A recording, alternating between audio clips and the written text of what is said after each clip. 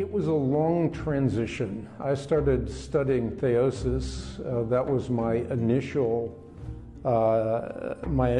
foray into orthodoxy. Actually, I discovered theosis in a rather unusual way in China by examining the ministry of Watchman Nee, who died in a communist prison camp in 1972.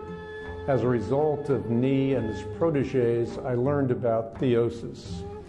I learned about the real presence of God. I learned about how we could experience not only truth, but life. And so at that point, I started studying orthodoxy as the origin, as the historic faith. And the more I studied orthodoxy, the more I grew in love with Eastern Christianity. In the West, there is a sense of snarling logicality. It's all about debating and defining and defending. In the East, so much is left in the realm of mystery.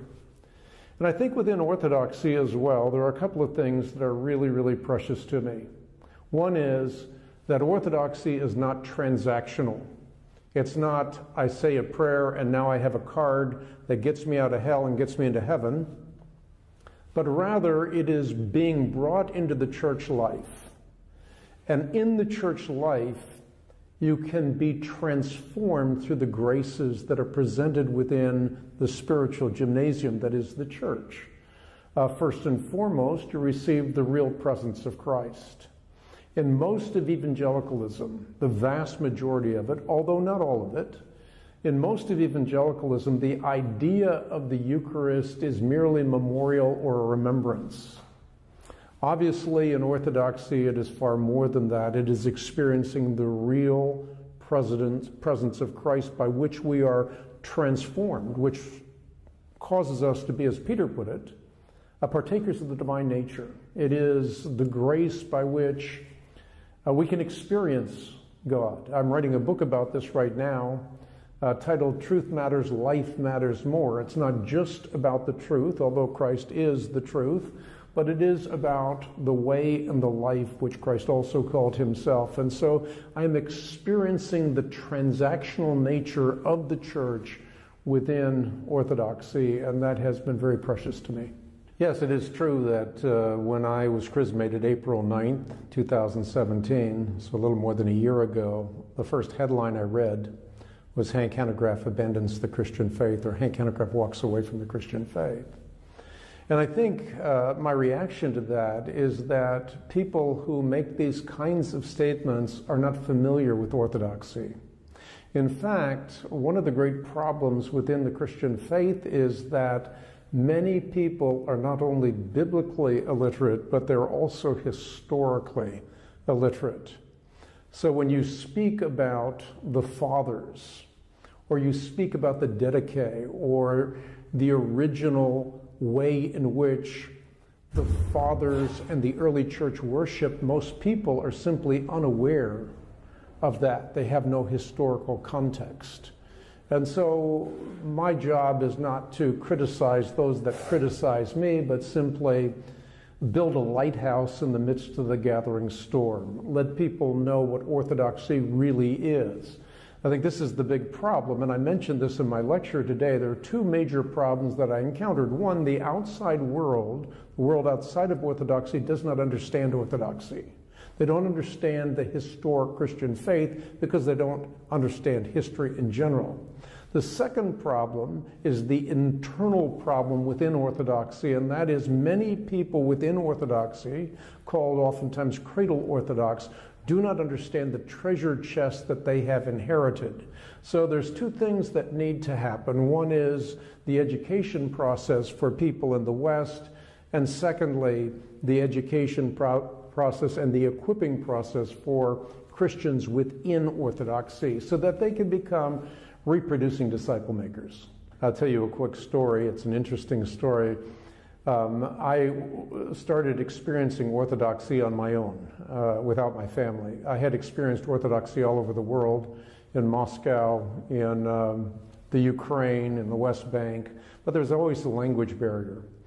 And as I was studying theosis, I started going to an Orthodox church, fairly close to where I live, St. Nectarius. And at that church, I started experiencing the transformational aspect of Orthodoxy. And so I went 1 week after another week after another week. And the fourth week, my family said, "We want to go with you." And I said, "No, just keep going back to our regular church. You don't want to go with me." And they said, "No, we want to go with you." And I said, "No, I don't think it'd be best for you to go with me." They said, "No, we want to go with you." And I finally said, "Look, you can go with me under one condition. I'll give you a little primer on what Orthodoxy is." And I went to the internet and I got a primer on Orthodoxy written by Frederica Matthews Green, who is a popular Orthodox writer in the West. And it gave a little bit of a perspective of what they were going to experience. So if you read that first, you can go with me. So they read that. And my wife and my kids came with me, and we had a very interesting experience. The first thing that happened was when we sat down, there was an elderly man. He was about in his early 80s, and later on we found out his name is Deacon Harry, and he and his wife Vasiliki became family friends, but he sat right in between us. He kind of pushed my wife and I aside and sat right in between us, and he started explaining everything that was going on in the liturgy. And he didn't know who I was, and he just saw us as newcomers, and he wanted to explain what was going on. That was a very, very transformational moment for my wife. My wife was absolutely smitten by Deacon Harry. She was so impressed by his kindness and his desire to get up out of his normal seat and come and sit in between us and explain what was going on. And at the end of the liturgy, we went to the fellowship hall, and I asked my wife what she thought. And you know, if you've been married as long as I have and have 12 children, you can almost hear what your wife is going to say before she says it. And I thought she was going to say, "Get me out of this place." I could hear those words in my ear, but instead, when I asked her, "How did you feel this was?" and she said, "I loved it."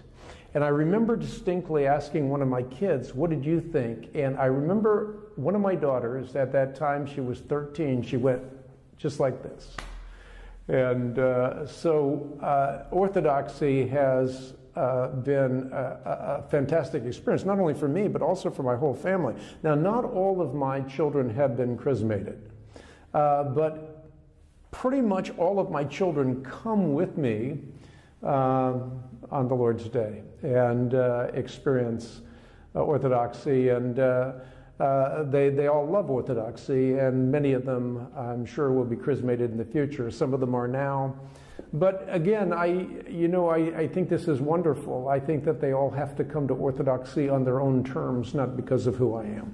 Well, it's been a very humbling experience. You asked me, how my experience has been in the Greek Orthodox Church in America and how it's impacted other people. And first of all, my experience at St. Nectarius with Father Steve Dulber, Father John, two incredible deacons, one deacon Paul, the other deacon Steve. My experience there has been incredible. They have never really focused on my celebrity. They just wanted me to experience Christ. And I feel the difference in being in the Orthodox Church is that I'm just a brother there. I'm not someone who a lot of people know. I'm just a brother, and that has been very, very, very comforting to me. So as a result of being in the Orthodox Church and communicating publicly that I have been Orthodox, of course that became a message that went out even if I hadn't said anything. Many people have come into the Orthodox faith. I can say without any hyperbole that many people, I don't want to say an exact number, but I have the testimonies that have come in through our website, through Twitter, through Facebook, through various digital media platforms. The testimonies have been incredible. People feel that I don't go off half-cocked, meaning that when I do something advisedly. I spend time researching. I've, of course, been memorizing the Bible for most of my life, answering questions broadly in public forums for over 30 years. And so I think that the fact that I became Orthodox, that I was chrismated, gave people, as it were, the permission to experience Orthodoxy. And my prayer is that Orthodoxy will welcome the seekers in the same way that I was welcomed.